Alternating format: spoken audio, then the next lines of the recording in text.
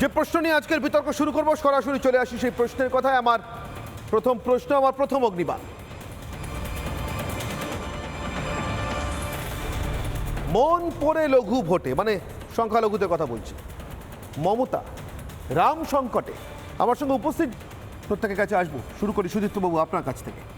কোথাও কি রাম সংকটে আপনারা, রাম নাম সংকটে? আপনারা বলতে গেলে কি বোঝাচ্ছেন? তৃণমূল বলছি প্রথমে।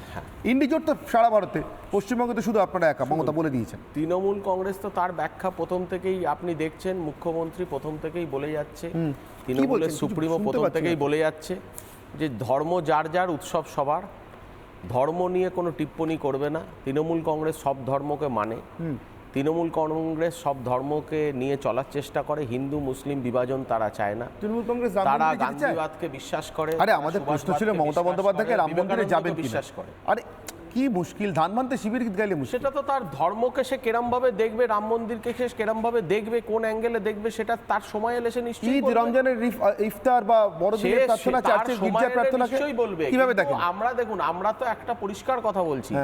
আমি অন্তত ব্যক্তিগত স্তরে মনে করি যে আজকে ধর্ম, আমরা ধর্মকে সমর্থন করি, ধর্মর রাম মন্দিরে রামের উচ্চতা বাড়ুক, রামের মানুষ মনে স্থাপিত হোক।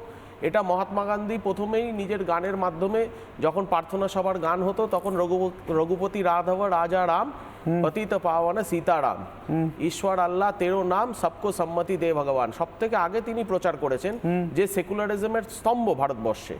এবং সেই জায়গা থেকে দাঁড়িয়ে রামকে মনে স্থাপন করার যে চিন্তা ভাবনা জাতীয়তাবাদের দল যারা করে, তাদের সবার মধ্যেই যারা গান্ধীবাদকে মানে, তাদের মনে রাম স্থাপিত আছে। কিন্তু তাহলে তৃণমূল কংগ্রেস নেত্রী এরকম রামের নাম শুনলে খেপে যান? না, কিন্তু তাকে তখন সেবার বললো জয় শ্রীরাম, তিনি বললেন আমায় গালাগালি দিচ্ছে। জয়, স্ত্রী আর রামের মধ্যে কোনটা গালাগালি বুঝলাম না। শুনুন, আজকে আমরা জিজ্ঞাসা করলাম দিদি আপনি রাম মন্দিরে যাবেন 22 তারিখ, তোমরা তো সব আগাম খবর পেয়ে যাও, আমি তো কিছুই জানি না।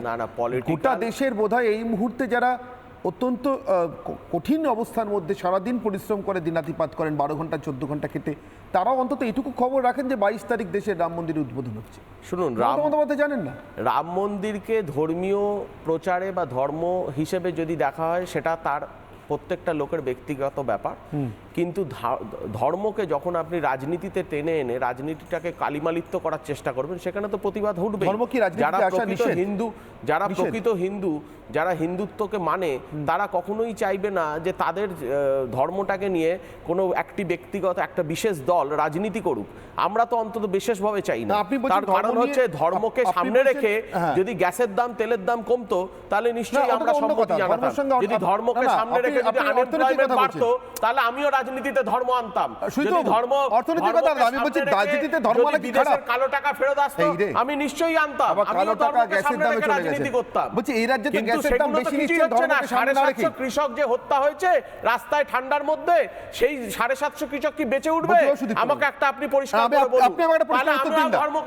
আপনি আমাকে একটা পরিষ্কার উত্তর দিন না। আমি একদম আপনি আমাকে একটা পরিষ্কার উত্তর দিন না সুদীপ্ত বাবু, আমার একটা পরিষ্কার উত্তর দিন না, একটা পরিষ্কার উত্তর দিন। যার যার ব্যক্তিগত বিষয় তো সংখ্যালঘুদের কাজ গিয়ে নাম দিয়ে, উস্কানি দিয়ে চুলকানি তৈরি করে, আমি একদম নির্দিষ্ট করে বলছি, নাম ধরে ধরে সংখ্যালঘু ভাই বোনেদের বলছি, একটা নতুন এসছে বসন্তের কোকিল, কেন নিজেদের বিচার বুদ্ধি নেই ওনাদের? সংখ্যালঘু কিসে বলুন না, সংখ্যালঘুটা কিসে, কি দিয়ে মাপা হয়? ধর্মে, অর্থনীতিতে, কিসে? আপনি একটা বলছি কিসে মাপা হয়? দাদা পরিষ্কার করে বলুন। আপনি এতক্ষণ অনেক লেকচার দিয়েছেন, শুনেছি, মন দিয়ে আপনার লেকচার শুনেছি। ধর্ম রাজনীতি দূরে দূরে থাকবে, আমি আমার কথা বলবো, সেটা পরে বলবো, কিন্তু আগে আপনি যা লেকচার দিয়েছেন, আপনার লেকচার থেকে প্রশ্ন করছি, আপনার সিন প্যাসেজ থেকে প্রশ্ন করছি, কোনো আনসিন নয়, সিন প্যাসেজ। সুদীপ্তবাবু, ধর্ম রাজনীতি দূরে থাকবে, তো এই মঞ্চ থেকে সংখ্যালঘু বলে ডাকানো মানেটা কি? সংখ্যালঘু কিসের ভিত্তিতে? ধর্মের ভিত্তিতে তো নাকি, না অন্য কোনো ভিত্তি আছে? আপনাকে তখন দূরে থাকার কথা মনে থাকে না? আচ্ছা সুদীপ্তবাবু, একটা নির্দিষ্ট রাজনৈতিক দলের নাম করে একটা ধর্মীয় সম্প্রদায়কে ভয় দেখানোটা কি ধরনের রাজনীতি? আমার তো মনে হয় নিকৃষ্ট ধরনের রাজনীতি। আমি তো যে যাকে দেখান, আপনি কি বলছেন, যে যাকে দেখান, নিকৃষ্ট রাজনীতি নয়? শুনুন, উনি বলছেন, মমতা বন্দ্যোপাধ্যায় আজকে সংখ্যালঘুদের বলছি, বিজেপির ভোট বাড়লে, আসন বাড়লে থাকতে পারবেন না, অত্যাচার আরো বাড়বে। কি ধরনের বিজেপি যেই আচরণ চালায়, যেই নীতিতে বিজেপি আজকে দেখুন না 1986 সালে যখন শুনে একবার কর্ণ সার্থক করবেন, বলতে দেন তাহলে বলবো। হ্যাঁ বলবেন, এটার উত্তর একটু বলুন তো কি বলবেন। চুপ থাকবেন, আপনি বলুন। শুনি একবার মমতা বন্দ্যোপাধ্যায় তার নাম করে সংখ্যালঘু ভাই বোনের উদ্দেশ্যে বলছি বলে কি বলছেন? হিন্দু মুসলমান দাঙ্গা লাগিয়ে আজকে আবার দেখবেন ইলেকশন আসবে, তখন বন্ধু সাজার চেষ্টা করবে। মনে রাখবেন, আমি আরো কিছু করব, সেটা পরে জানাবো। কিন্তু কেউ যদি ধর্ম নিয়ে রাজনীতি করে, তাদের বলবো বিজেপির টাকা নিয়ে ধর্ম নিয়ে রাজনীতি করতে যাবেন না। ক্ষমতায় কিন্তু আমরাই থাকবো। একদল বসন্তের কোকিল এসছে এবং তারা এলাকায় ঘুরিয়ে ধর্মীয় সভা করার নাম করে তৃণমূলের ভোট কাটার চেষ্টা করছে। সংখ্যালঘু বন্ধুরা সাবধান। আর যদি আপনারা ওই যারা বিজেপির টাকা নিয়ে ভাওতা দিচ্ছে তাদের কথায় ভুলে যান, আর আমরা যদি আসন কম পাই তাহলে কিন্তু বিজেপির অত্যাচার আরও বাড়বে। বিজেপির টাকা নিয়ে রাজনীতি করছে এটার বিরুদ্ধে বলতেন একরকম বুঝতাম, নির্দিষ্ট করে সংখ্যালঘু উচ্চারণ করতে হলো কেন? এলাকায় গিয়ে সংখ্যালঘুদের আবার এলাকা কি? সংখ্যালঘুরা কি 40-এর দশকের 30-এর দশকের জার্মানির ইহুদি ঘেঁটো করে থাকেন নাকি আমাদের দেশে? কোথায় নামাচ্ছেন সংখ্যালঘুদের জীবন সম্মান? বলুন একটু বলুন, কোথায় নামাচ্ছেন ওদের? 1986 সালে যখন এলাহাবাদ হাইকোর্ট রায় দিল যে রামলাল্লার পুজো হবে বাবরি মসজিদের ঢাঁচার তলায়, বলতে দিন মুশকিল, আপনাদের সিলেবাস বলে কিছু নেই।